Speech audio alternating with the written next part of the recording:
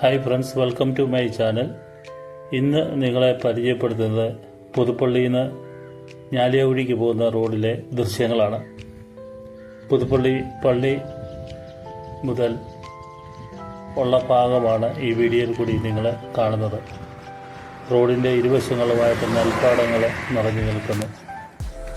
ഇവിടെ പുതുപ്പള്ളി പള്ളി, ഓർത്തഡോക്സ് പള്ളിയും അതുപോലെ യാക്കോബൈറ്റ്സ് പള്ളിയും ഇവിടെയും സമീപമുള്ള പ്രദേശങ്ങളാണ് നിങ്ങൾ ഈ കാണുന്നത്.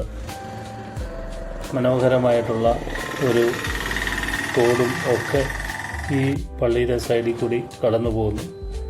നെൽപ്പാടങ്ങളും അവിടെയുള്ള കൃഷികളുമൊക്കെ നമുക്ക് കാണാനായിട്ട് സാധിക്കും.